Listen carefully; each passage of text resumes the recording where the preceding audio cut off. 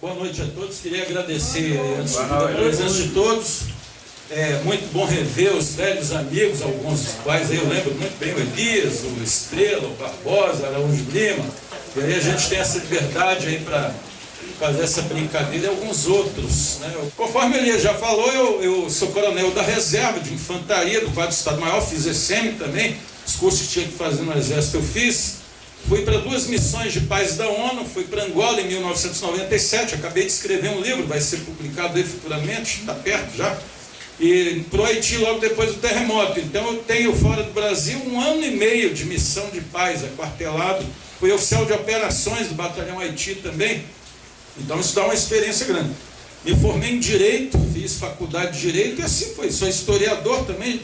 Escrevi um livro sobre a história do 31 BMTZ, o Exército em Campina Grande, tem na internet, tem no site do batalhão também. Então tem uma história, principalmente ali no 15 BMTZ e no 31 BMTZ, principalmente. É uma grande honra estar com vocês todos aqui. Eu vim falar especialmente da Força Expedicionária Brasileira, mas não poderia me esquivar de agradecer a todos vocês. Eu queria agradecer especialmente o Elias, que lembrou de mim. E queria entregar para ele, antes que eu me esqueça, uma medalha, um medalhão comemorativo dos 80 anos da Força Expedicionária Brasileira.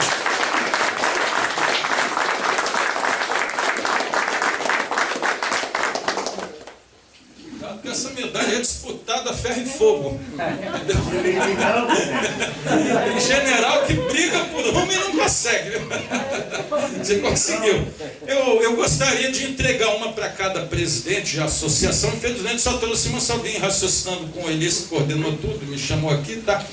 Mas é o seguinte, a nossa vida humana, a nossa vida biológica é muito curta. Então nós temos, carregamos na nossa memória muito pouca coisa de acordo com o que a gente vem lembrando.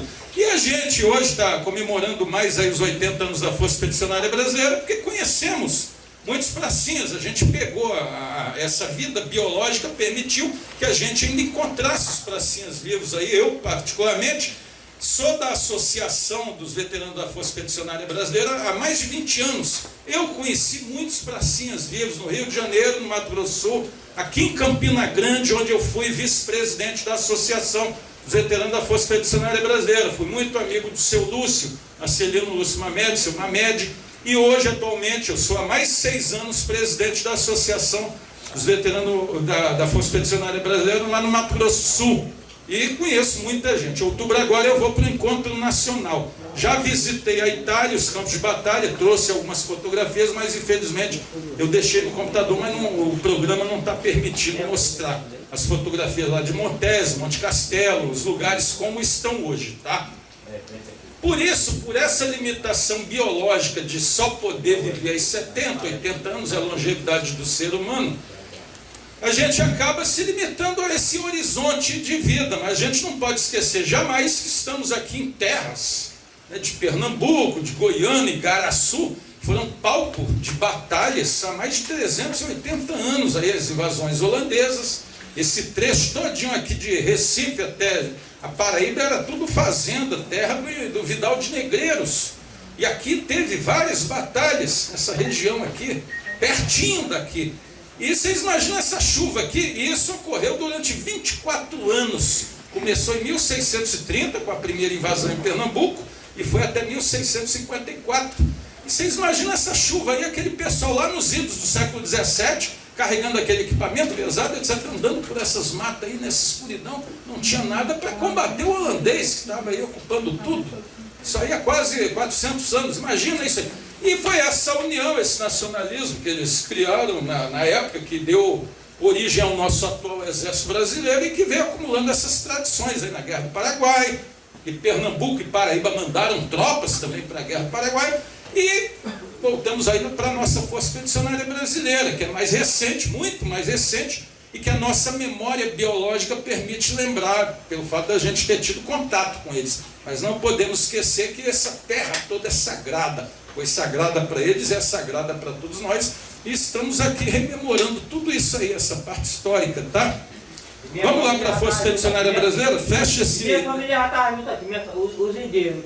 Certamente, por incrível que pareça, parece óbvio. Mas todos nós tínhamos algum antepassado lá no passado, algum anterior nosso, um parente lá. Agora, nem todo mundo que está lá tem um descendente aqui, porque muitos morreram lá e não deixaram descendência. Parece óbvio, mas é. Fecha esse negócio aí tudo, aí abre o primeiro vídeo. Eu vou começar apresentando um vídeo do repórter Esso anunciando o início da guerra. A guerra mesmo começou em 1939, mas ela só veio chegar no Brasil oficialmente a partir de 1942. Eu vou explicar tudo, porque começaram os afundamentos dos navios brasileiros. Fiquem tranquilos que os vídeos são curtos, 2 minutos, 3 minutos, tá? Atenção, vídeo de repórter Esso. O governo brasileiro acaba de preparar a guerra da França.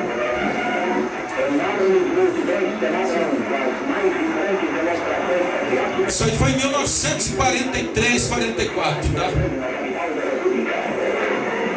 Preparar combatentes capazes para uma guerra global é a tarefa que só os povos de grande tradição e progresso e extraordinárias energias físicas e morais conseguem realizar.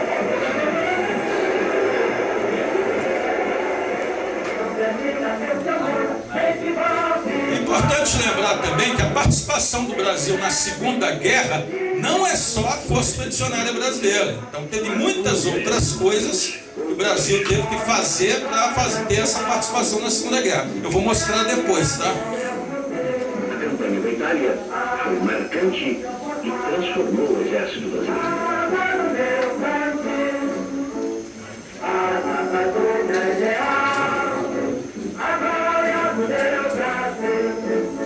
Você sabe de onde eu venho, é de uma pátria que eu tenho.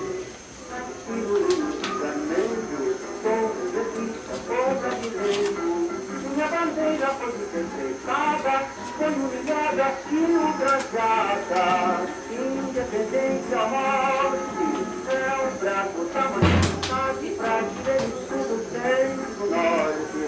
Eu tinha, até poucos dias atrás, um uniforme que era uma réplica de um uniforme desse aí. Só que o campo de instrução Marechal Newton Cavalcante estava precisando montar um museu, me chamaram lá, eu ajudei a organizar e doei o meu uniforme para eles, tá? Então, quem for lá no museu vai encontrar o meu uniforme lá, que era o que eu deveria estar usando aqui, que é um uniforme histórico.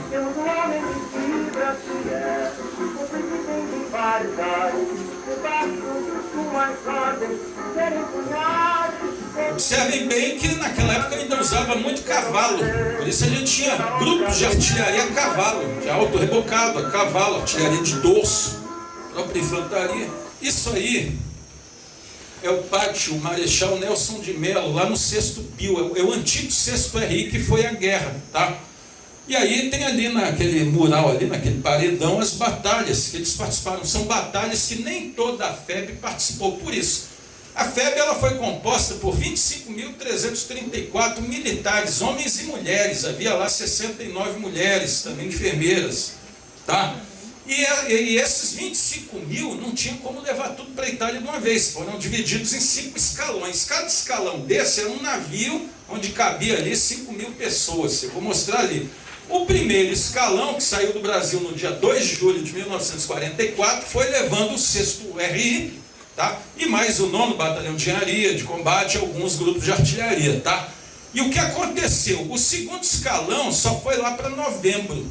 Isso significa o seguinte: como os combates aconteceram lá já no mês de setembro, o 6º RI, o 9º Batalhão de Engenharia de Combate, formaram o destacamento FEB, que é aquele grupo que participou inicialmente dos primeiros combates. Então só o 6º RI e o 9º Batalhão de Engenharia de Combate participaram da maioria desses combates iniciais. Quando o 2º escalão foi levando lá o primeiro RI, que é o Sampaio, e depois o 11 São João del Rei, eles só pegaram do início de novembro para frente, ou seja, ataque a Monte Castelo para frente, tá? Então esse primeiro trecho aí, que vai até 30 de outubro, eles chegaram na Itália no dia 16 de julho, e até o dia 30 de outubro foi o destacamento FEB atuando nessa região sob o comando do Marechal General Zenóbio da Costa.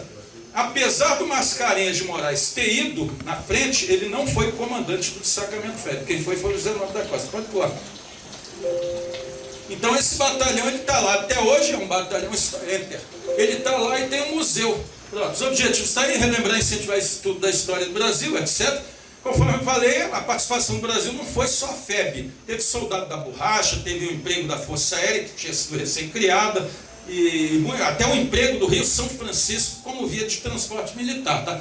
Incentivar o culto aos heróis nacionais, relembramos os 80 anos da Força Expedicionária Brasileira e fortalecer o poder nacional. Por que fortalecer o poder nacional? Isso aqui que a gente está fazendo é um ato que fortalece o poder nacional. Pelo quê? Pelo psicossocial, o campo psicossocial do poder. Essa integração, relembrar os patriotas, a nossa história, tudo isso aí pesa na parte dos campos do poder nacional. Pode pular. Está aí um sumário, é o que eu vou falar aqui, procurarei ser rápido, tá? Pode mudar. O Brasil, nos anos 40, era isso aí, chamava Estados Unidos do Brasil. A gente tinha sido criado, como a nossa república tinha sido criada como uma cópia da República dos Estados Unidos da América. Tá? A Constituição de 1891 é uma cópia da Constituição.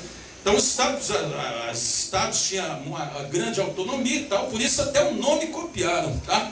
Tinha muita instabilidade política por causa de República Café com Leite, aquelas colunas tenentistas, intentona comunista, golpe integralista e por aí vai. Tá?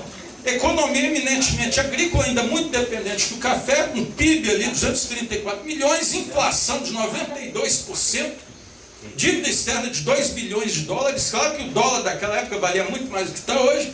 56% da população acima de 15 anos analfabeta. Nos documentos da FEB, quando a gente estuda, tem lá perguntando se os caras eram analfabetos, e muitos eram analfabetos, muitos mesmo. Tá? E foi difícil formar a FEB. Aqueles 25 mil homens que foram para a Itália, quando passaram pelo recrutamento, os americanos eles tinham uma percepção de que poderiam arregimentar aqui no Brasil 3 milhões de homens. E aí foi acertado para mandar 100 mil. E os 100 mil ficaram difícil. Para arrumar 25 mil foi complicado. Isso não bota em xeque a vibração, a capacidade, o patriotismo do nosso soldado, muito pelo contrário, porque o nosso soldado foi para lá e mostrou serviço, tanto que cometeram atos de bravura que os americanos reconheceram e deram medalhas americanas para vários pracinhas brasileiros. Mas 25 mil homens parece muito? Não é. Hoje a gente sabe, para ir para o Haiti ali, 1000 e poucos homens é uma dificuldade enorme. Imagina, Deus, 5 mil homens naquela época tendo que ir de navio. Na Segunda Guerra Mundial, os americanos mobilizaram 16 milhões de pessoas. 16 milhões para a Segunda Guerra Mundial. E destes, 425 mil morreram. O Brasil mobilizou 150 mil homens e mulheres, 50 mil vieram aqui para o Nordeste, 25 mil foram para a Itália. Tá? E aqueles 458 morreram lá na Itália, e mais uns 900 e pouco morreram nos navios que afundaram. Tá? Esse é o Brasil da nossa época, tá? Dos anos 40. Tá? E aí o nosso exército era isso aí, eram os antigos batalhões de caçadores, lá em João Pessoa, era o 22BC, feitos aí com base na doutrina francesa, pós-Primeira Guerra Mundial. Então o que aconteceu? Houve a Primeira Guerra Mundial, os franceses, ingleses, americanos venceram e tal, e aí todo o Tratado de Versalhes, lá de 1918, foi feito excluindo os alemães, tá? E com essa vitória francesa, o Brasil adotou a doutrina francesa para aplicar aqui no nosso exército, nas nossas polícias militares. Então os oficiais vinham para o Brasil, os franceses, da instrução, mudou a doutrina, os carros de combate, tudo isso aí. Então esses batalhões de caçadores, alguns já vinham desde o tempo da Guerra do Paraguai, mas tudo com doutrina francesa. Com o advento da Segunda Guerra Mundial e o alinhamento do Brasil com os americanos, a gente teve que mudar toda a doutrina. E um dos motivos principais são por quê? Porque a Alemanha tinha uma doutrina altamente defensiva e a Alemanha uma doutrina altamente ofensiva, com a Blitzkrieg. Quando a França foi dominada em 4 semanas, em 1940, o chefe do Estado-Maior lá era o general, era o mesmo general que tinha vindo aqui para implantar a doutrina francesa, ou seja, a gente ficou sem pé, sem cabeça. Tivemos que mudar toda a nossa doutrina para a doutrina americana, tá? Pode mudar. Coronel, oi, pode falar. Eu servi no 20º Batalhão de Caçadores de Marcel, com muito orgulho. Ah, isso é importante. 1963, 62, 63. E era só o que tinha nesse tempo aí. Outro detalhe importante é que nessa época aí, não havia essas rodovias que tem hoje. Então, a realidade da época era outra. O transporte todo era feito de navio pelo oceano. Não tinha essas BR-101, 116, não tinha. Telefone era muito pouca coisa que a gente tinha. Não tinha internet. O pessoal mais jovem aí acha que a internet sempre existiu. Televisão não existia. Telefone já existia, rádio já existia. Então era outro universo, tá? Pode mudar. E outra coisa interessante era a grande sétima região. Por quê? Porque a sétima região abrangia todos os estados do Nordeste. E o comandante era o general Mascarenhas de Moraes. Tá? Então o general Mascarenhas de Moraes, que a gente conhece como por ter ido à FEB, foi ele que organizou toda a defesa do litoral aqui, ele que propôs a criação da 6ª região militar lá para Salvador e da 10ª região também. Ele e o general Estevão Leitão de Carvalho, que ninguém fala. E a partir daí foi que as coisas foram melhorando e depois ele foi comandar a FEB, tá? E o general Estevão Leitão de Carvalho foi para a comissão mista militar lá em Washington. Isso aí é a Europa ocupada pelos nazistas, tá? O nazismo é uma especialidade do fascismo, tá? E Hitler, como a gente sabe, começou aí com as doutrinas deles de Lebensraum e não sei o que, começou a dominar a Europa toda. A gente só tira aqui a Espanha e Portugal.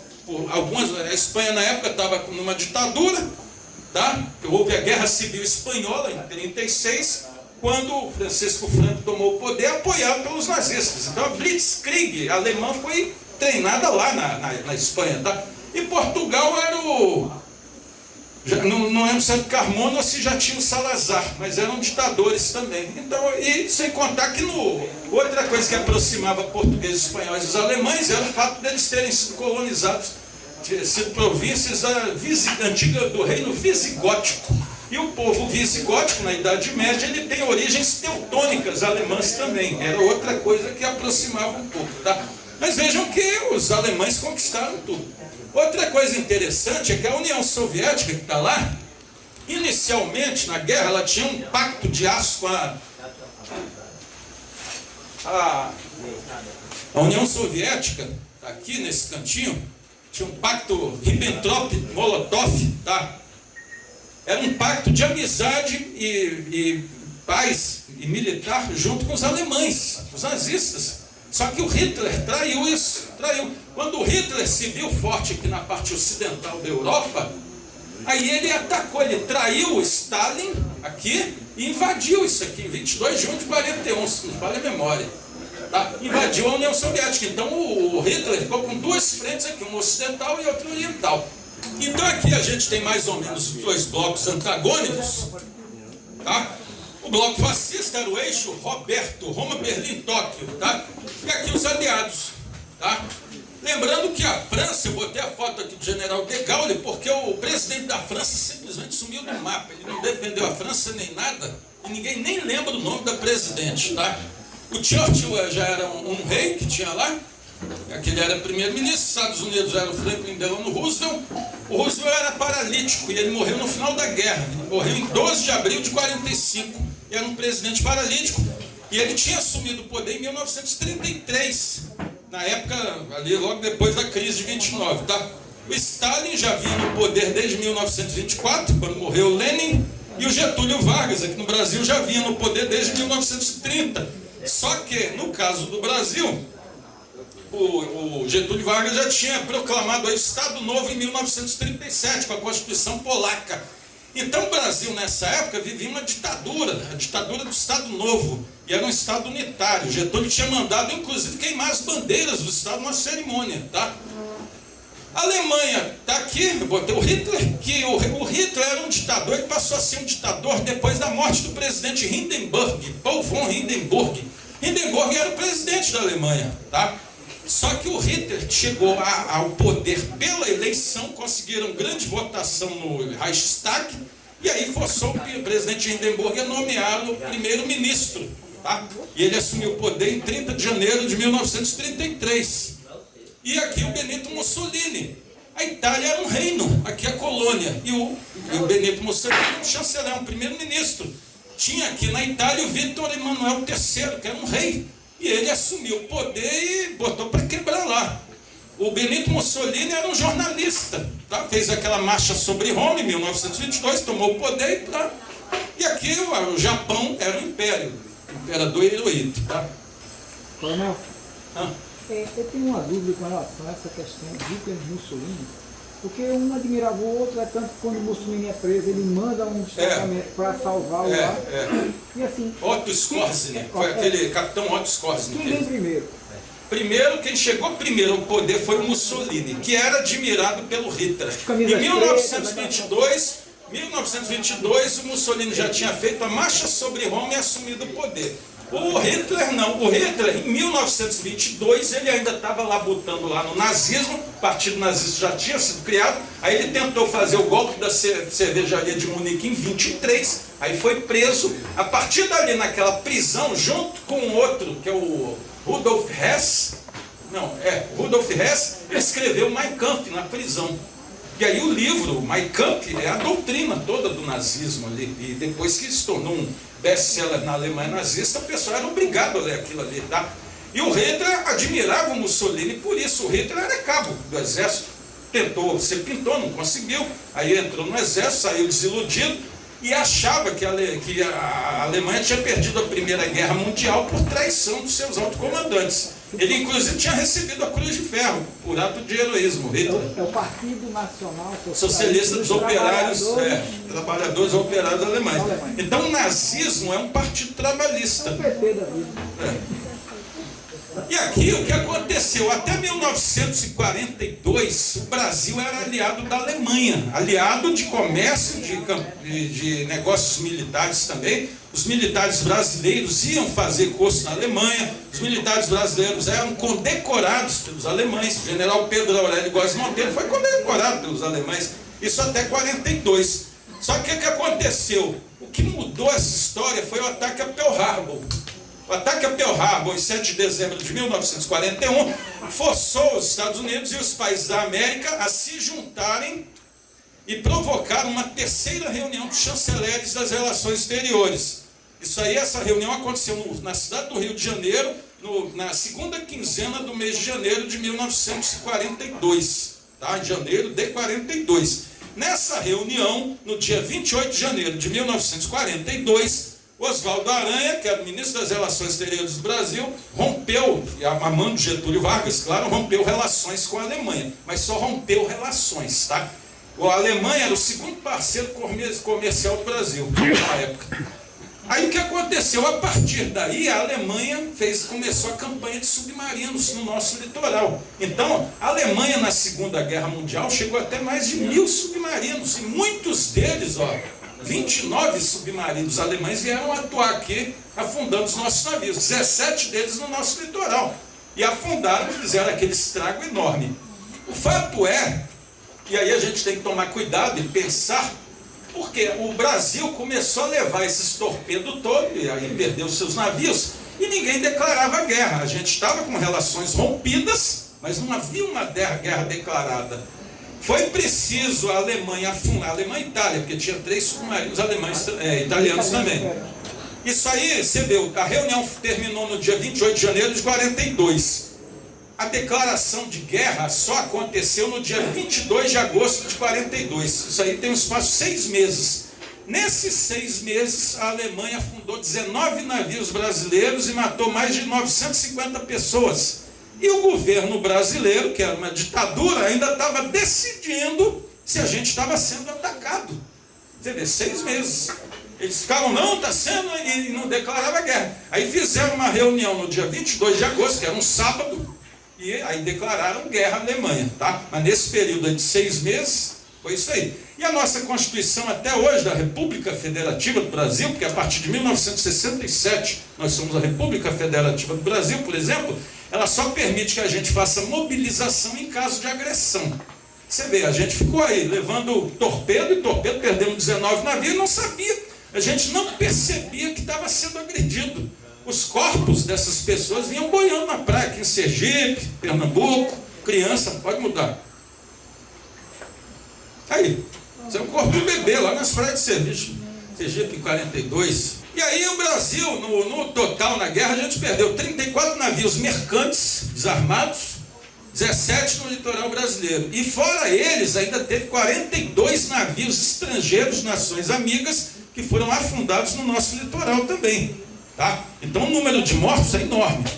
E a importância do Nordeste. Se o Nordeste foi importante na época do açúcar, lá no século XVII, ele continua importante até hoje, sempre foi. Sobretudo naquela época. Por quê? Porque os aviões que existiam naquele tempo não conseguiam fazer essa travessia aqui, ó, do oceano.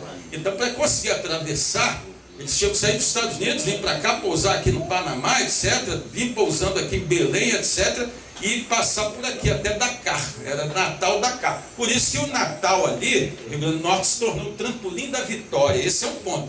O segundo ponto são essas rotas comerciais dos Estados Unidos, tá? Panamá tinha bases e o canal também. Esse canal do Panamá ele é de 1914, tá? Então ele já existia na Segunda Guerra Mundial. Tem o petróleo da Venezuela, Brasil tinha Amazônia, borracha, os recursos minerais que o Brasil forneceu para a guerra foram inúmeros, cristais para fazer instrumentos ópticos, binóculos e por aí vai, né? Combustível e tudo mais, tá? Norte da África, Senegal, atravessava aqui, e lembrar que aqui, o norte da África também estava ocupado pela Alemanha, tinha o Marechal Rommel lá também, o Rommel e Montgomery, né? Montgomery inglês. A Europa tem o europeu. Então, essa travessia aqui, ó, ela dava acesso ao norte da África, aos campos, aos teatros de operações da Europa também, tá? Então, se o Brasil não cedesse o Nordeste para os americanos, os alemães iriam tomar. Se os alemães não tomassem, o Brasil também não cedesse, o americano ia tomar. Existem planos comprovados de ocupação do saliente nordestino pelos americanos. Se o Brasil não cedesse, os americanos iam tomar, e teriam tomado. E aí entra aqui a pontinha do Fernando Noronha que apareceu. Isso aqui é o cinturão do Atlântico, pode mudar. Não teria jeito, isso é guerra. Aí fala, soberania. O que é soberania? Soberania é a capacidade que um povo tem. Quem tem soberania é o povo, não é o Estado nem o país. Soberano é o povo que tem a capacidade de agir com plenitude e aplicar, investir ali com plenitude e exclusividade toda a sua força num território. Entendeu? Então, se num caso de guerra, você não tem soberania. Se você tem submarinos alemães no nosso litoral afundando os nossos navios, não tem mais soberania. Quem é soberano lá é o submarino alemão, é a Alemanha. Entendeu? Isso é soberania. Então não adianta alegar soberania. É muito bonito na teoria soberania. Oh, nós somos soberanos, etc. e tal. Só que na prática, guerra é guerra. Soberano é aquele que tem poder para fazer determinadas coisas. Se você não tem poder de chegar no espaço de fazer determinada coisa, tu não tem soberania lá. Quem vai ter soberania é quem pode chegar lá e fazer as coisas. Pode mudar. E aí a gente pega aí uma sétima região após 1941. Vocês vão ver aqui que ela foi bem diminuída, a Bahia foi retirada, lá o Maranhão também, etc. E aí todas essas unidades que estão em vermelho são unidades novas, criadas ou transferidas para o Nordeste, para onde vieram aqueles 50 mil militares. E muitos deles foram fazer a vigilância do litoral. Então, aí entra aquele aspecto que eu falei, a Segunda Guerra Mundial não é só a FEB. A participação do Brasil na Segunda Guerra Mundial usa. Entra toda a criação e transferência dessas unidades militares para o Nordeste, a utilização do Rio São Francisco. Por que a utilização do Rio São Francisco como meio de via de transporte? Porque o litoral estava com os submarinos alemães. Então não era arriscado, o pessoal não tinha estrada. As unidades militares vinham, tanto é que o navio Baipendi afundou, foi torpedeado, todo com o 7º grupo de artilharia de campanha ali, de Olinda. O batalhão e o grupo inteiro morreu no naufrágio de 2 navios, tá? Aqui também, ó, Campina Grande ou Pessoa. Campina Grande passou a ser a reserva estratégica da 7ª Divisão de Infantaria. Foi criada a 7ª Divisão de Infantaria, a 14ª. A 7ª Divisão envolvia Paraíba e Rio Grande do Norte, onde atuava a 7ª Divisão, tá? E todos esses batalhões existiram lá em Campina Grande. Então, por isso Campina Grande tem muito mais batalhão na época da guerra do que João Pessoa. E, inclusive, tinha um general lá, o general Fiuza de Castro, que era o comandante dessa artilharia divisionária. Pode mudar. Aí, o trampolim da Vitória, base de Parnamirim. Está aqui o cinturão do Atlântico. O efetivo americano que foi transposto ali para Natal foi gigantesco, foi coisa de 20, 30 mil militares americanos lá, tá? Isso aqui é o pessoal da borracha. Os soldados da borracha, existia uma companhia, Serviço Especial de Mobilização de Trabalhadores para a Amazônia. Disse que o recrutamento lá foi gigantesco também, que morreram mais de 30 mil desses soldados da borracha. Hoje a Constituição garante a eles uma pensãozinha de 2 salários mínimos, tá? Essa borracha ia para os Estados Unidos para fazer viatura, roda de viatura e por aí vai. A Marinha de Guerra e Marinha Mercante, conforme já falei, a Marinha de Guerra perdeu 3 navios. O último deles foi o Cruzador Bahia, que foi num acidente no dia 5, entre os dias 4 e 7 de julho de 45. A guerra já tinha acabado, mas eles estavam na Estação 13, perto de São Pedro, São Paulo. Tem um cara aí da Marinha, não tem? Então, o Cruzador Bahia, ele estava na Estação 13 e ele havia rendido o Bauru, que hoje está lá no Espaço Cultural da Marinha, no Rio de Janeiro. O Bauru estava na Estação 13, perto ali dos Rochedos de São Pedro e São Paulo. O Bauru foi rendido por eles, fizeram uma continência de honra, o Bauru seguiu embora e o Cruzador Bahia ficou lá. Foram fazer um teste de tiro e entre esses dias 5 e 7 de julho de 45 explodiu, afundou, morreram mais de 350 pessoas no naufrágio do Bahia. Pode mudar. Esse aí, a Força Aérea Brasileira também surgiu na época da Segunda Guerra Mundial, surgiu em 1941, eles juntaram a aviação militar, que era do Exército, com a aviação naval, que era da Marinha, juntaram as duas, criaram o Ministério da Aeronáutica e a Força Aérea Brasileira. E esse primeiro grupo de aviação de caça aqui foi para a Itália, tá? Além dele foi a ELO, a Esquadrilha de Ligação e Observação, que era da Força Aérea, mas tinham aviões de reconhecimento que atuaram subordinados à FEB, tá? Para fazer reconhecimento, correção de tiro de artilharia e por aí vai, tá? Transporte de tropas, mercadorias, etc. Esse aqui é um P-47 Thunderbolt, o apelido dele era trator voador. E nós tínhamos uma grande vantagem, a nossa Força Aérea, porque os nossos pilotos, eles tinham sido oriundos do Correio Aéreo Nacional, da Marinha, estavam acostumados a voar, olhando para o chão, não tinham o hábito dessas tecnologias todas. Então o índice deles lá foi muito melhor do que o dos americanos na Segunda Guerra.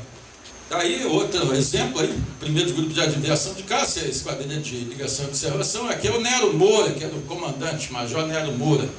Chegou até marechal e ministro.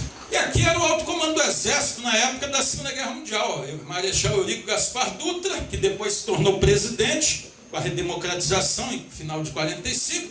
Pedro Aurélio Góes Monteiro, esse aqui, ele foi de tenente-coronel até general de divisão em 2 anos. Porque eles tinham ajudado Getúlio Vargas na Revolução 30. Então, como era um pechaço de Getúlio Vargas, aí ele galgou essas promoções todas. Na época não existia general de 4 estrelas, era só general de 3 estrelas, a partir dali era marechal. Tá? Uma outra história interessante dele é que ele foi quem deu aquela metralhadora Thompson para o Tenório Cavalcante, que era o homem da capa preta, aquele deputado que ia para o Congresso com a capa e a metralhadora dentro, aqui, uma Thompson 45, é o homem da capa preta, né? A metralhadora foi presente desse. Esse aqui é o Estevão Leitão de Carvalho, que era inspetor do primeiro grupo de região militar, que incluía aqui a 7ª Região Militar. Ele, juntamente com o Marechal Mascarenhas de Moraes, general na época, foi que organizaram toda a defesa do Nordeste, tá? E outra coisa, esses dois aqui não se davam bem com esse, tá? Tem muito briga, muito que para e aí vai. Aí a gente ficaria 2 dias falando disso aí. Aqui são os comandantes da 7ª Região durante a guerra. Mascarenhas de Moraes, que daqui da 7ª Região foi para o Rio, de lá foi para a guerra. Newton Cavalcante, que hoje dá nome ao campo de instrução, Marechal Newton Cavalcante. E o Isauro Regueira, tá? Foi o último dos comandantes da 7ª Região Militar. Isso aqui é o plano de defesa do Nordeste, da 7ª Região. Então, a 7ª Região, que antigamente envolvia tudo isso aqui, foi dividida. Então, a 7ª Região passou a ser só esses 4 estados. Então, aqui a gente tinha o setor norte, que era a 14ª DI, Divisão de Infantaria, e aqui a 7ª DI, aqui para o sul. Tá? Paraíba na guerra, o Rui Carneiro foi interventor. No tempo de Getúlio Vargas, etc., os estados que não tinham a capacidade econômica de se manter, eles não eram estados, eram territórios. E aí era interventor. Mas nesse tempo aí já é um tempo de guerra, um tempo de ditadura, né, do Estado Novo, então tinha interventor em tudo quanto era lugar. Então o famoso interventor era aquele nomeado pelo presidente da República para ser o governador, que não era governador, era interventor mesmo, tá? Não tinha eleição, não tinha nada. Não tinha legislativo sequer. As câmaras municipais não existiam, não funcionavam. E nem o Congresso Nacional. O Getúlio Vargas, ele governava por decreto-lei. Ele era o chefe do executivo e ele era o legislativo também. E o judiciário, todo mundo que ele não gostava, ele aposentou, deu fim e por aí vai. Isso foi o governo Vargas de 37 a 45. 15RI está aqui, se transformou de 22BC em 15RI, mudança da doutrina que eu já falei da francesa para a americana. Durante o tempo da guerra ali, o 15RI mobilizou 4.592 militares. Aí alguém pode perguntar, coronel, como é que o senhor sabe disso? Qual é a fonte? A fonte são os arquivos do 15. Eu fui lá e tive paciência de pesquisar tudo lá nos documentos originais da época. Tá? E isso aí não tem livro nenhum. Treinamento na região de Engenho da Aldeia, que é essa região. Então, todo esse efetivo mobilizado para a guerra do 15, que passou a ser um 15 regimento de infantaria, o regimento, quando a gente fala regimento, vocês botam em mente ali o batalhão, mas não era. Um regimento eram 3 batalhões juntos. Era um efetivo de 4, 5 mil homens, formado por 3 batalhões. Então, enquanto um batalhão ia fazer vigilância litoral, o outro batalhão ficava lá fazendo a guarda do quartel, o outro vinha para Engenho da Aldeia e ficava aqui 6 meses fazendo treinamento para a guerra. E alguns iam sendo pescados para ir para a guerra, com a febre. Tá? Foi feito um curso de enfermagem e emergência lá no Hospital Santa Isabel, em João Pessoa também, tá? E contribuiu com efetivo para a guerra. Isso foi o que o 15 fez na época da guerra. E durante esse tempo ele teve uns 15 comandantes.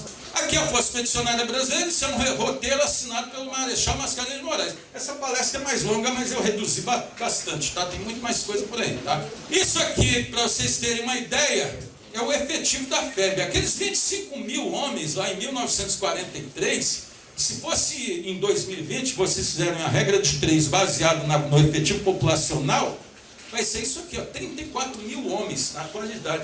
Já imaginaram, quem foi para uma missão fora do Brasil sabe o gasto que é, o custo que é, a dificuldade que é mandar um batalhão para Haiti, para Angola, etc., de 1000 e poucos homens. Imagina mandar 34 mil homens lá para a Europa. É um troço gigantesco, tá? Outra coisa, olha, a ser transportado do Brasil para a Itália, hein? Tá? A Paraíba aqui contribuiu com 349 pracinhas e mais alguns oficiais, Pernambuco aqui 651. Quando eu servi lá em Campina Grande, nos idos de 2004, 2006, eu ainda conheci 14 veteranos da FEB vivos e eu fiz o levantamento. No livro que eu escrevi sobre a história do batalhão lá, eu consegui colocar uma relação lá de 72 veteranos que eram vinculados a Campina Grande. Além disso, também tem a história da Guerra do Paraguai. A Paraíba mandou para a Guerra do Paraguai 2.500 homens. Muitos eu já consegui identificar, tá? E aqui está o comando da FEB, Marechal Mascarenhas de Moraes, comandante da 1ª Divisão de Infantaria Expedicionária. Esse aqui é o general Crittenberg, comandante do 4º Corpo de Exército Americano. E aqui é o general Mark Clark, comandante do 5º Exército. Esse 5º Exército Americano, que atuou na Itália e onde a FEB se enquadrou, ele agiu no norte da África, terminaram as operações lá, eles partiram para a Sicília e nos idos de 43 invadiram a Itália. Então, quando a FEB entrou lá, eles já tinham dominado toda a parte sul da Itália, né? E o Mark Clark aqui, ele se tornou muito amigo do Brasil, veio aqui diversas vezes e tal. Então está aqui o Mark Clark, Crittenberg e o Mascarenhas de Moraes. Isso aqui é a nossa FEB, a 1ª Divisão de Infantaria Expedicionária. Estado-Maior Geral, Especial, Tropa de Especiais. A Infantaria Divisionária, 19 da Costa, o 1º, 6º e o 11RI, que a gente ouve muito falar. Só que, na realidade, esses efetivos aqui foram compostos por elementos de outras organizações militares também. Eu fiz uma pesquisa lá em São Paulo agora, recente, 188 militares do 4º RI foram compor aqui o 6º RI, e por aí vai. Eles pegaram o que já tinha, quem não queria aí saiu fora, e por aí vai. Isso aqui foi a nossa FEB. Está aqui o ELO, Esquadrilha de Ligação e Observação, o 9º Batalhão de Engenharia, Batalhão de Saúde, Esquadrão lá de Valença e Centro de Transporte. E os órgãos não divisionários. centro de recompletamento de pessoal, depósito de pessoal, que eram as formas de recompletamento, tá? Banco do Brasil, estava lá, tinha uma agência do Banco do Brasil lá para pagar o pessoal.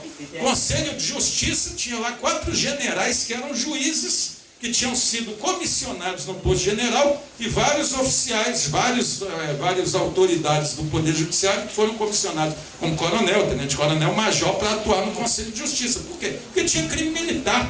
Vários crimes militares ocorreram lá, eles faziam um julgamento. Eu mesmo estudei um deles, tá?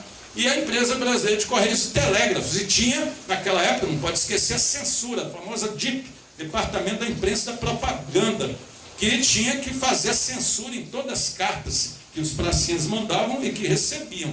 E essa DIP também atuou também na equipe de jornalistas que foram para lá, Joel Silveira, Egídio Squeff e tal. O Globo já existia naquela época, mandou jornalista para lá também, e por aí vai.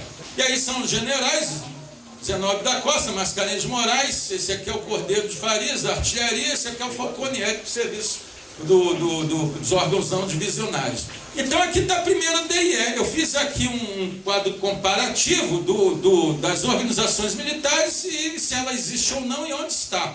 Tá? É só para olhar mesmo. Estado-Maior da FEB, o Coronel Lima Braine, esse aqui era paraibano. O Castelo Branco, que depois foi o primeiro presidente da República do Governo Militar, em 64, e esse aqui é o Marinho Cruel, que em 64 era o comandante do 2º Exército, que ficou na dúvida de se aderir ou não ao golpe de Cesareia, e por aí vai. Esse aqui é o Euclides Zenobe da Costa, da Infantaria, ele que foi o comandante da primeira fase lá da campanha da FEB, destacamento FEB, junto desse 6º Regimento de Infantaria. Aqui a artilharia divisionária, os grupos de obus, grupo de obus, grupo de artilharia divisionária, grupo de artilharia e tal, por aí vai. E eles existem lá até hoje, todos eles têm museus e por aí vai. E o 9º Batalhão de Engenharia, está lá em Aquidauana até hoje. É onde tem um dos troféus de guerra, que é uma bandeira nazista, está lá até hoje. Tá? As OMs não divisionárias, Batalhão de Saúde e por aí vai. Então alguma coisa ainda tem. Órgãos não divisionários, né? General Falconieri, Banco do Brasil, Conselho de Justiça, Correio, por aí vai. A transposição do oceano, lembrar que eles tiveram que transpor um oceano carregado de submarinos alemães, com minas e por aí vai, aviação e tal e tal. Então não foi fácil. Isso aqui foram 2 navios, basicamente, que levaram a FEB para a Itália, o General Meix e o General Men. São 2 navios de transporte de tropa. E daqui os escalões, só o primeiro 2 de julho, o outro 22 de setembro, a travessia durava 15 dias, o navio tinha que fazer treinamento de blackout, etc., apagar luz, treinamento de abandono de navio. Vocês imaginam um navio desse afundar? E essas 5.000 e tantas almas, o que fariam para... Não ia dar tempo nem de sair do navio. Mas era isso aí. O calor, não tinha ar-condicionado nem nada, isso foi a realidade dos nossos pracinhos, tá? E lembrando que nessa época aí, todos eram jovens, 18, 19 anos. Foram para lá atravessar o oceano para enfrentar o exército mais poderoso da época, a Wehrmacht, né? E esse aqui é o destacamento FEB, o primeiro escalão da FEB, né? Aquele que eu mostrei, que deu origem ao destacamento FEB. Algumas fotografias podem mudar. Isso aqui eu tenho uma foto atual dela, é um castelo que tem lá em Nápoles. Aqui é o campo de Staffoli, onde eles acamparam primeiramente. Aqui também é um nicho, essa foto aqui é atual, eu tirei ela em 2015. E aqui o campo de batalha, né? A linha gótica principalmente. A Itália já estava ocupada aí pelos alemães há muito tempo, pela 232ª Divisão de Infantaria Alemã. E aí o 5º Exército entrou, e a FEB entrou nessa fase aqui para enfrentar essa linha gótica, da qual fazia Monte Castelo, Montese, Castelnovo, essa coisa toda, tá? Então a gente tem aqui 3 fases do rio, certo? Que é bem aqui no comecinho, depois Reno, Panara e Pó. Quando se estuda didaticamente a FEB, vocês vão ouvir falar dessas 3 fases. São rios por onde a FEB atuou. Então está aqui isso aqui eu tirei daquele roteiro da FEB, e está aqui os rios, ó, Rio Pó, Rio Panara, Rio Reno, Rio Seco, né? Então bem aqui no norte. Outro detalhe interessante da FEB é que a FEB, quando foi para a Itália, havia previsão de um grande desembarque aliado no sul da França. A gente ouve muito falar do dia D, que é o 6 de junho de 44. Observem bem, 6 de junho de 44, foi o desembarque do dia D lá, que é a Operação Overlord, lá pelo Eisenhower. A FEB chegou lá no dia 16 de julho, ou seja, um mês e pouco depois. O que aconteceu? Quando houve o desembarque da Normandia, as tropas todas rocaram lá para a França. Mas teve que ocupar e aí acabaram jogando. A FEB que iria atuar na África acabou tendo que atuar na Itália. E aqui é o destacamento FEB, aquele primeiro que atuou. Tá? Uma das primeiras operações da nossa engenharia, lá do 9º Batalhão de Engenharia, tratamento de água, e atuaram na neve também, porque pegaram o inverno, então ia a neve até a canela, até o joelho, 20 graus negativos, e os nossos soldados, os do Nordeste, imagina o cara sair daqui, tendo que enfrentar essa neve, mas enfrentaram. Curiosamente, a gente teve até índio na nossa FEB, e esses índios aprenderam a esquiar. Eram os índios terena, lá do Mato Sul.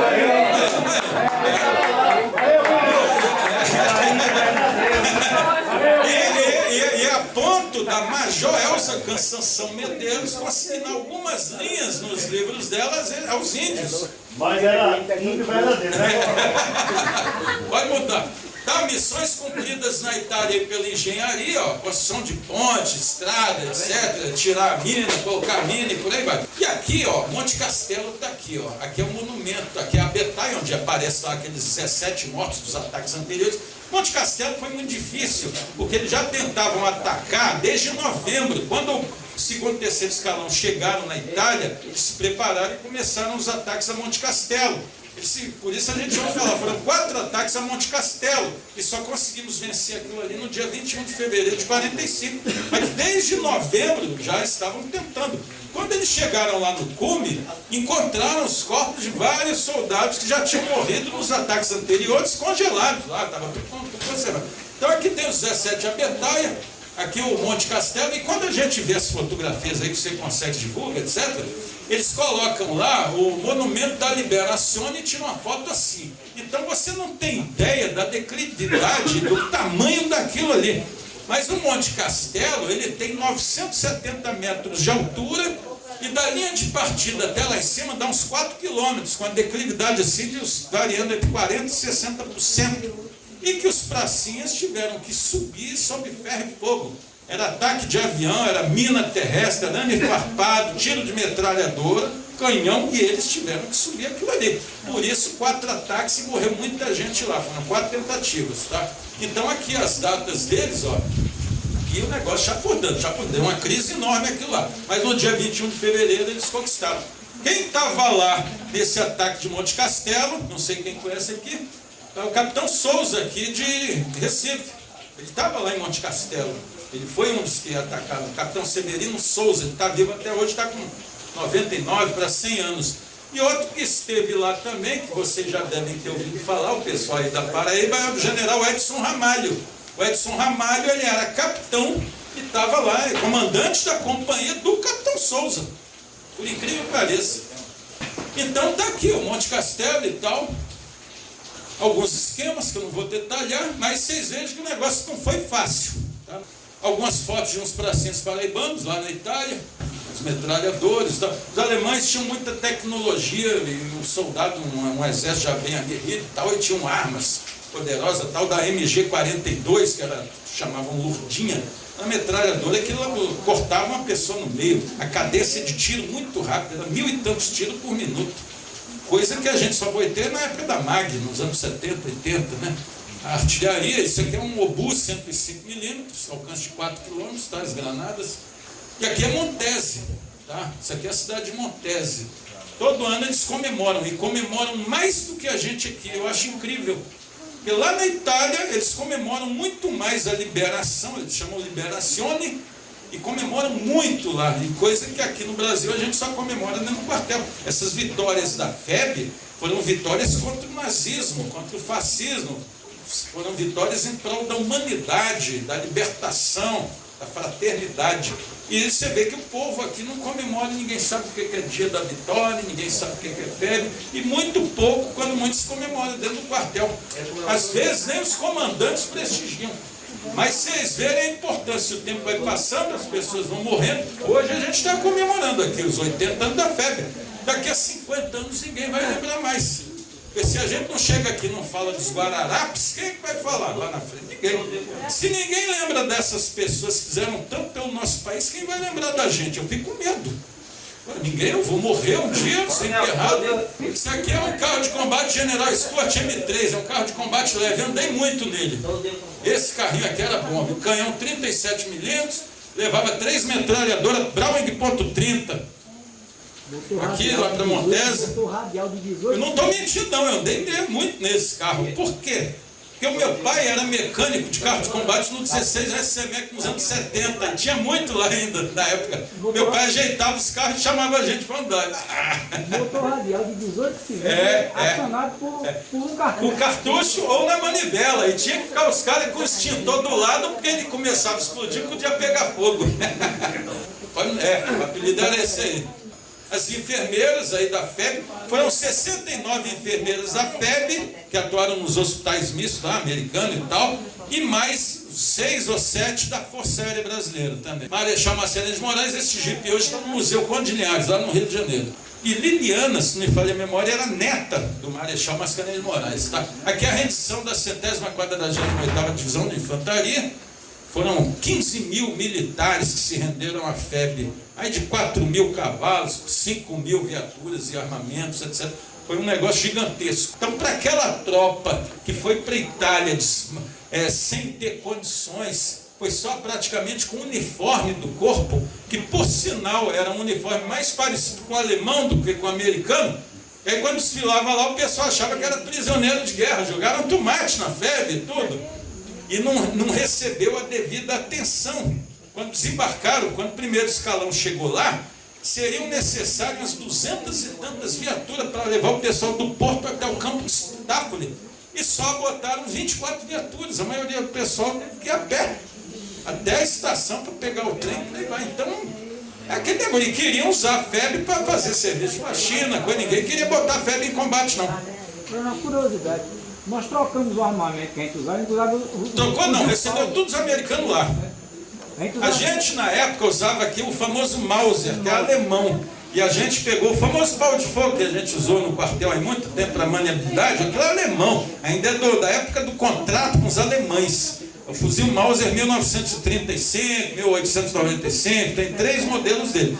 Quando a gente foi para lá, a gente teve que receber as armas americanas, fuzil Garand, pistola Colt 45. Eles não levaram armamento daqui, receberam Não, receberam lá. É muito peso, muita coisa. Também seria isso aí. Mas foi tudo recebido lá. Fabricado aqui pela Embel, eles fabricaram. A Embel não tinha nada. Acho que o que existia na época era a fábrica de Itajubá. E a do Realengo também. Os ferrolhos e os fuzis eram cópias dos alemães. O que fez a diferença lá foi a metralhadora Browning .50, .30, a pistola Colt 45, o fuzil Garand, que era melhor do que o Mauser. Carabina M1. E aí vai. Então, no dia da vitória, existe um decreto assinado pelo Getúlio Vargas, que é o decreto 7.532, 7 de maio de 45, que tornou feriado o dia 7 de maio, que é o dia seguinte lá.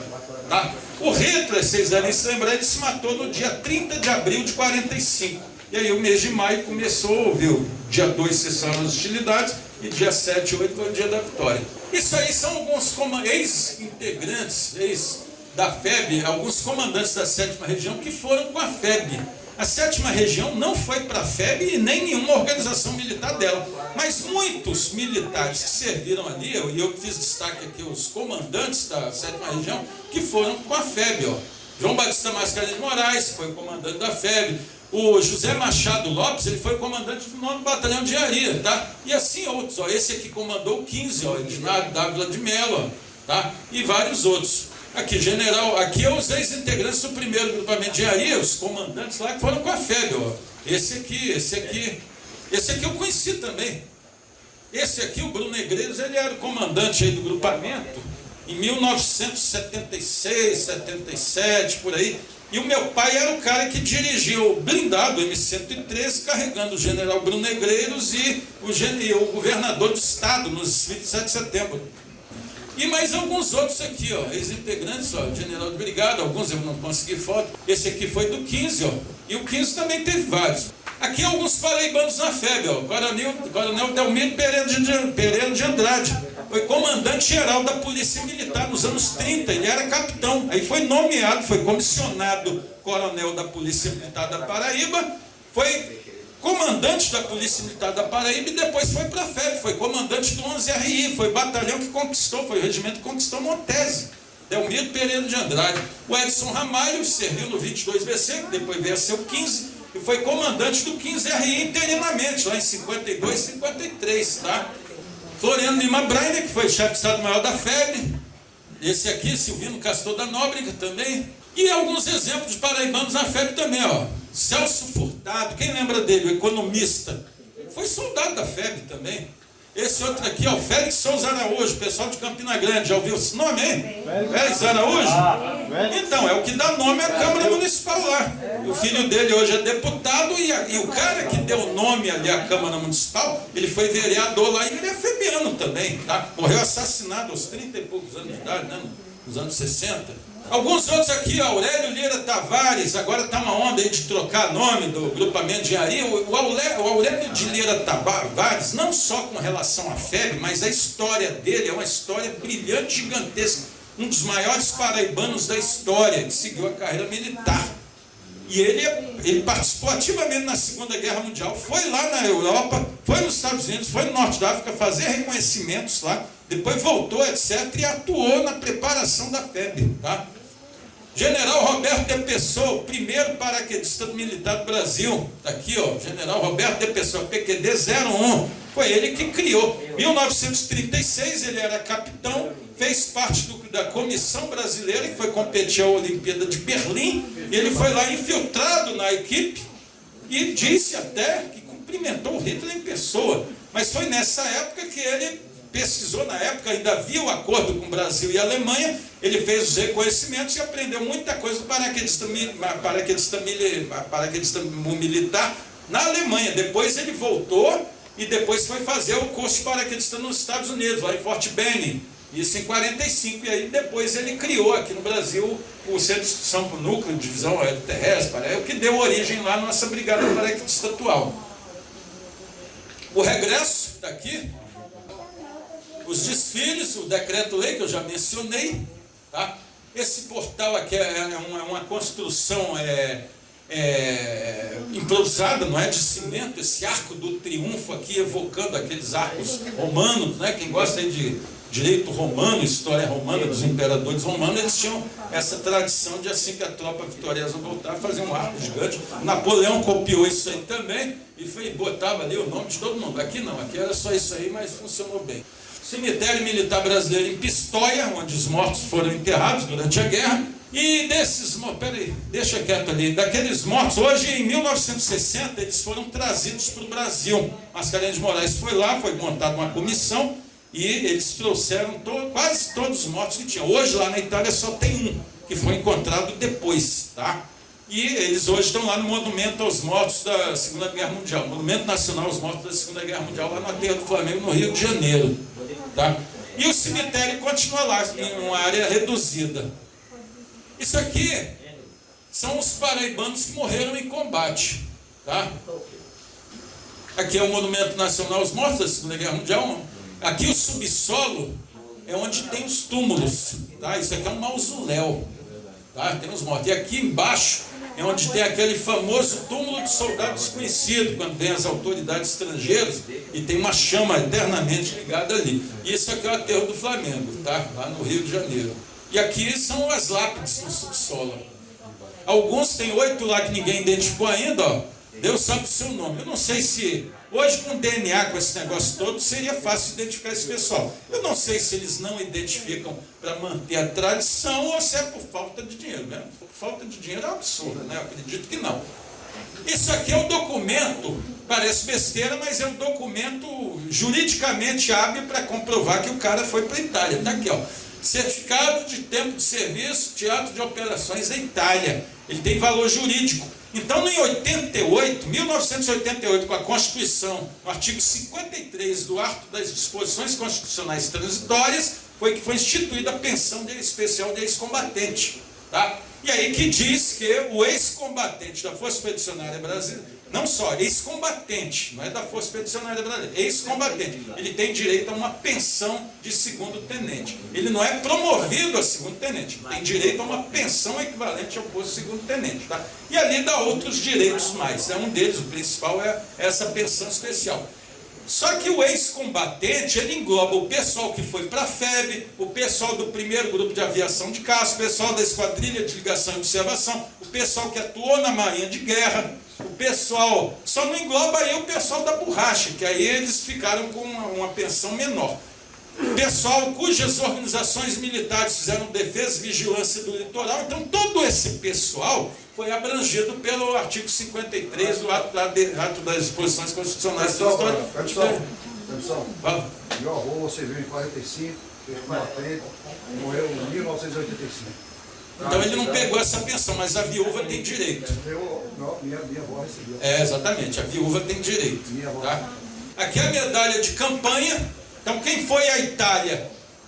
Quem foi à Itália sem nota desabonadora, ou seja, quem não tenha cometido um crime ou alguma transgressão pesada, recebeu a medalha de campanha. Então, em tese, eu sei que alguns não receberam, mas em tese 25 mil pessoas receberam essa medalha aí, tá? E ela também tem valor jurídico para requerer a pensão, tá? Aqui é a medalha Cruz de Combate, de ouro e de prata. Aqui é a primeira classe para ato de bravura individual. E aqui é a segunda classe, ato de bravura coletivo. A gente teve muitos militares aqui na Paraíba e Pernambuco que receberam essas medalhas aí. Cruz de Combate, ato de bravura, tá? E ali o diploma. E ali tem até o quantitativo de medalhas concedidas, mas deixa lá que ele não vai voltar ali. Aqui é a medalha Sangue do Brasil para os feridos ou mortos em combate por ação objetiva do inimigo, tá? Não quer dizer que todos que tenham recebido ferimento recebam a medalha, tá? Porque às vezes foi ferimento em acidente ou alguma coisa assim, que aí ele só recebe um certificado. Mas quando o ferimento foi ocasionado por ação objetiva do inimigo, aí ele ganhava este diploma e esta medalha. Então, por exemplo, os militares que estavam nos navios, foram torpedeados e morreram, receberam essa medalha, tá? Aqui é a medalha de guerra. Essa medalha aqui foi concedida a diplomatas, autoridades civis, militares, todo mundo, oficiais e sargentos que foram com a FEB, todo mundo que ajudou o esforço de guerra de alguma maneira, recebeu uma medalha dessa, é a medalha de guerra. E essa medalha aqui, Cruz de Serviços Relevantes, ela foi criada pelo governo de São Paulo em 1967, para premiar alguns soldados da FEB. Que soldados esses? Foram os primeiros. A polícia do Exército, ela foi criada pelo Zenóbio da Costa, com base na polícia do Exército que foi da FEB. E essa polícia do Exército da FEB, a base dela foram uns 60 e tantos militares da Força Pública de São Paulo. Eles pescaram os militares lá da Força Pública de São Paulo, que era PM de lá, formaram um pelotão de polícia do Exército da FEB e mandaram com a FEB. Então, nos anos 60, eles receberam essa medalha criada pelo governo de São Paulo. Tá? Lembrando que muitos desses militares que foram com a FEB da Itália deram baixa depois da guerra, entraram na PM, teve leis aí para favorecer a situação deles. Então, muitos ingressaram no serviço público, tinha lei obrigando a isso. Serviço de transporte, estiagem, correios, polícia militar, muitos ingressaram em outras carreiras. Mas, infelizmente, havia lá a questão dos neuróticos de guerra, muita gente foi recusada por isso. Tem uma dissertação que eu escrevi, que tem 180 e tantas páginas só sobre isso aí. Aqui as medalhas americanas, tá? Bronze Star Medal, Silver Star Medal e a Distinguished Service Cross. Essa medalha aqui, que é a mais importante, as cruzes de serviços extintos, somente um brasileiro recebeu, que foi o tenente Apolo Miguel Resque, que era um tenente temporário. Ele ajudou na conquista de Monte Castelo e depois lá em cima, La Sierra, apoiando os americanos. Quando os americanos deveriam apoiar o ataque da FEB, foi a FEB que acabou apoiando os americanos. E esse tenente foi quem teve o maior destaque. Foi o único brasileiro que recebeu, oficial temporário. Ele morreu em 1999, com 90 e tantos anos, sei lá quando. Ele era engenheiro, se não me falha a memória, economista, tá? E aqui está ele recebendo a medalha. Aqui é o Hernani Aiosa, tá? Esse aqui é uma medalha Silver Star. E aqui é o General Mark Clark. Esse aqui, pessoal mais velho lá de Campina Grande deve lembrar dos caras. O pessoal aqui é o seu Lúcio, seu Gomes, ó, Zé Gomes. Isso aqui é o pessoal lá da FEB de Campina Grande. Esse aqui foi juiz de direito, pode mudar. Aqui, ó. O Zé Gomes, seu Lúcio, Marcelino Lúcio Mamedes. Vai mudando aí. Olha aí, o seu Lúcio. Esse aqui é o Zé Bezerra. Ó. A gente, quando está na carreira militar, fica preocupado em ganhar medalha, etc. O Zé Bezerra, ele ganhou a medalha Sangue do Brasil 60 anos depois da guerra. A verdade é que a entrega dessas condecorações foi um carnaval. Teve gente que recebeu a medalha de campanha mais de 20 anos depois da guerra. tá? E o Zé Bezerra foi um que recebeu a medalha Sangue do Brasil 60 anos, porque eu briguei, na época que eu estava lá no batalhão, descobri isso, mandei um documento lá para o Rio de Janeiro, e consegui a medalha e mandaram para a gente, fizemos a formatura lá para entregar a medalha para eles. Isso em 2005. Aqui é o seu Lúcio entregando a medalha Marechal Mascarenhas de Moraes lá na Câmara Municipal, Coronel Márcio aqui, acho que é ele, né? Ou é o Zanato, não lembro. Aqui os nossos veteranos, vocês devem lembrar, todos já se foram.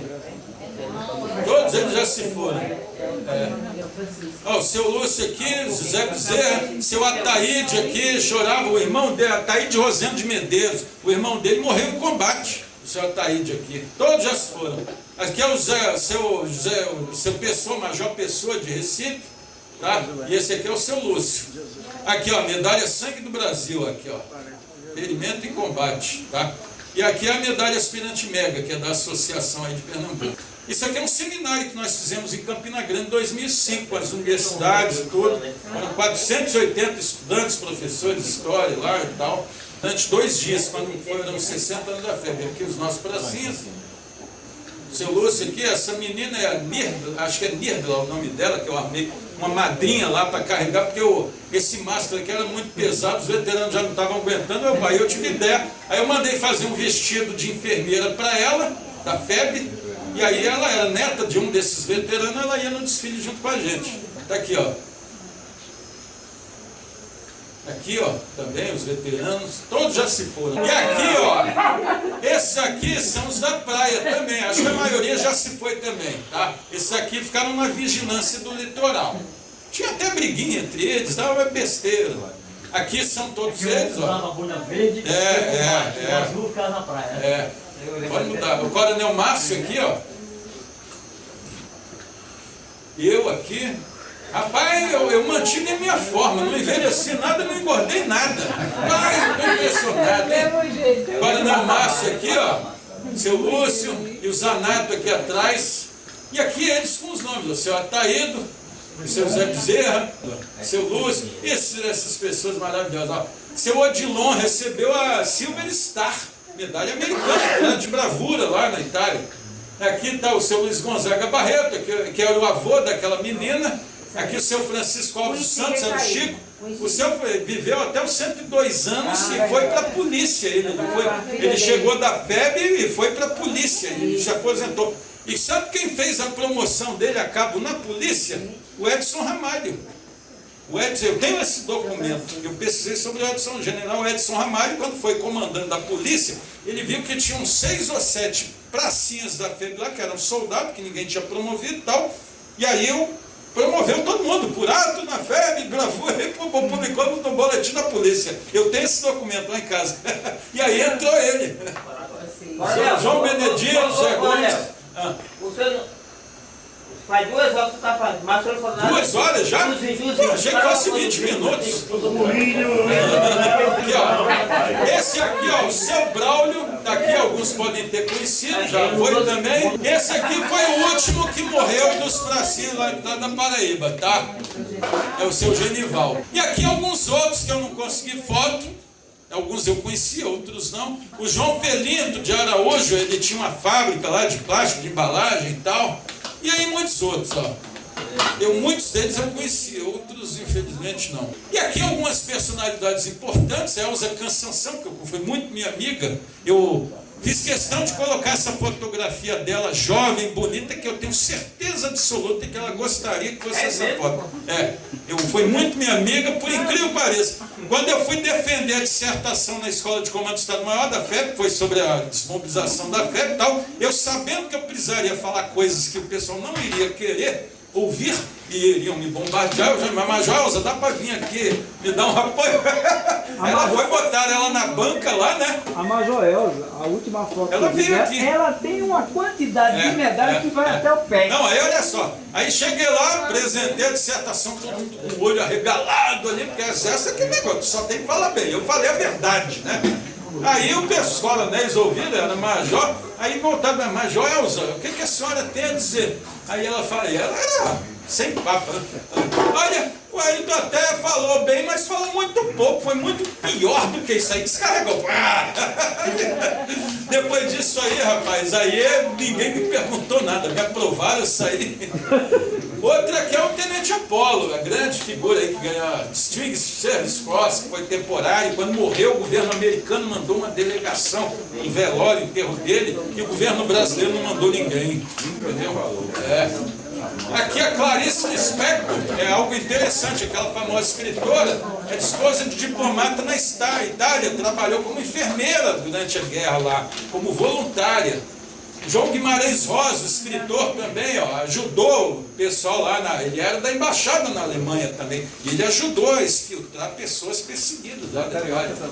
Carmen Miranda é um produto da guerra. Aproveitaram, foi uma maneira de aproximar o povo americano do povo brasileiro. Carmen Miranda, Zé Carioca também, Pato Donald, tudo isso foi criado para aproveitar, para aproximar. Dos índios, o que a gente tem levantamento é de 18, lá do Mato Grosso do Sul, dos Terena. O que a gente tem são alguns nomes. E que a Major Elza relata que muitos deles se tornaram grandes esquiadores. E ainda tem alguns túmulos lá. Eu não visitei esse túmulo, mas eu tenho um professor amigo meu lá, que é pesquisador. Ele fez esse levantamento todo, já publicou na revista do Exército e tal. Não, esses que foram com a FEB, foram com o 9º Batalhão de Engenharia, ali que fiquei aqui da UANA. Aí tem a aldeia Limão Verde ali. Mas o povo, a nação autóctone do nosso povo, né, foi bem representada pelos Terenas lá. A gente só tem notícia dos Terenas, tá? Odete Cipriano Serpa, quem lembra dela? Yara Cortes, foi enfermeira samaritana, trabalhou na Rede Globo nas novelas. Ela trabalhou aqui na base de Parnamirim, tá? Luiz Martins, isso aqui é um prêmio grandioso, justo entre as nações. E o Brasil tem 2 nomes lá, o Luiz Martins Dantas e Araci Guimarães Rosa, que é a esposa do Guimarães Rosa. Eles ajudaram a exfiltrar perseguidos na época da Alemanha. Eles trabalhavam, esse aqui na França e ela lá na Alemanha com o marido dela, faziam um documento falso, etc., para tirar a gente de lá. E o povo de Israel reconheceu eles e tem um nome, tem um monumento lá em Israel, o Museu Yad Yashin, e tem o nome deles lá. E aqui algumas referências, tá? Do Manuel Tomás Castelo Branco, esse aqui é do Mascarenhas de Moraes mesmo. Aqui o Quebra-Canela, que é o nome do batalhão de engenharia, esse aqui é da Major Elza, tá? A Major Elza, eu encontrava com ela sem marcar. Eu viajava, estão vendo aí no canto esquerdo, né? A Major Elza, eu ia para Brasília, encontrava com ela lá no Quejana, ia para Curitiba numa missão, encontrava com ela. Pô, Major, como é que pode? Não é possível a gente toda hora estar se encontrando aí. Isso aqui, esses livros aqui também, tá? Esse aqui é importante, ó, deixa quieto. Esse livro é um livro que eu escrevi com a história do Exército de Campina Grande, tá? Então eu fiz uma pesquisa histórica grande, desde os tempos coloniais até 2006. Por que eu fiz só até 2006? Porque foi o ano que eu saí de lá, e que eu sei que depois de lá chegou um comandante lá que detonou com a ré. Para excluir o nome dele da história, eu só fiz até 2006, entendeu? Então foi desse jeito. Mas o que era posterior a 2006 que eu quis colocar, eu coloquei. Tá? Mas tem 183 páginas, então fala da Guerra do Paraguai, fala da Guerra dos Contos Holandeses, fala da Segunda Guerra Mundial, e eu inclusive coloquei lá o nome de 72 dos pracinhas vinculados a Campina Grande, que participaram da Segunda Guerra Mundial, muitos dos quais eu conheci. Nosso batalhão tem quantos anos? Oi? Nosso batalhão tem quantos anos? 31? Sim. Ele como batalhão, como tudo.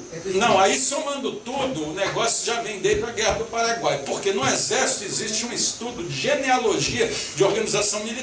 A primeira coisa que a gente tem que entender é que a organização militar não é o aquartelamento. Aquartelamento é uma coisa. Aquele aquartelamento lá da Rua 15 de Novembro, do Alto da Conceição, da Palmeira, ele já vem lá dos anos 40, 50, inclusive tem um terreno lá da Compra, onde foi fundado o primeiro grupamento de engenharia, em 55. Aí o grupamento de engenharia em 56, pelo general Rodrigo Otávio Jordão Ramos, serviu para uma pessoa, e ali foi sendo ocupado pelo 2º Batalhão Ferroviário, etc, etc, etc. Então, o aquartelamento, aquele que está lá, já foi ocupado por várias organizações militares. Agora, o que é a organização militar? A organização militar é uma instituição social que congrega as pessoas, material, dotação, equipamento e por aí vai.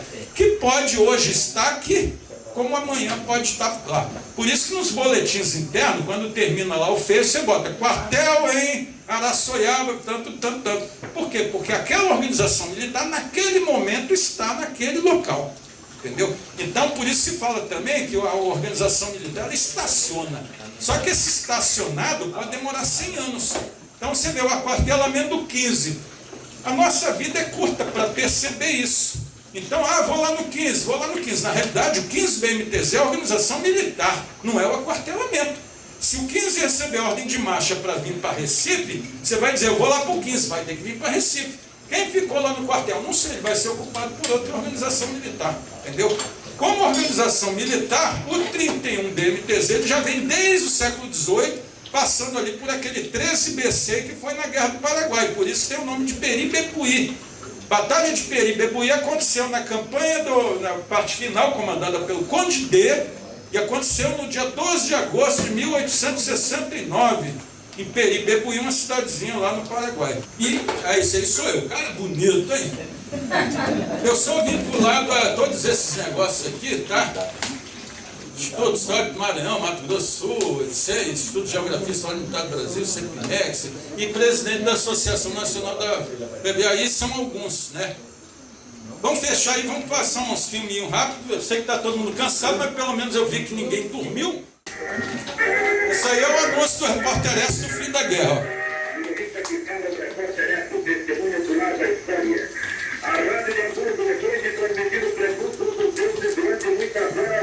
Era o Heron Domingues, o nome desse cara.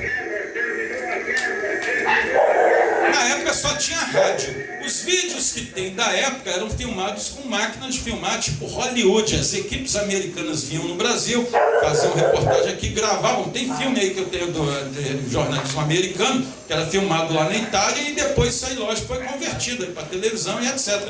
Mas a gente tem que lembrar que a televisão só chegou no Brasil em 1953 com a TV Tupi. Tá? 1953. O Getúlio Vargas. E aqui atrás tem o Ricardo Arruda, a divisa de general que ele tem ali, vocês devem observar que igualzinha da ORI, quase igual da Associação de Operadores dela.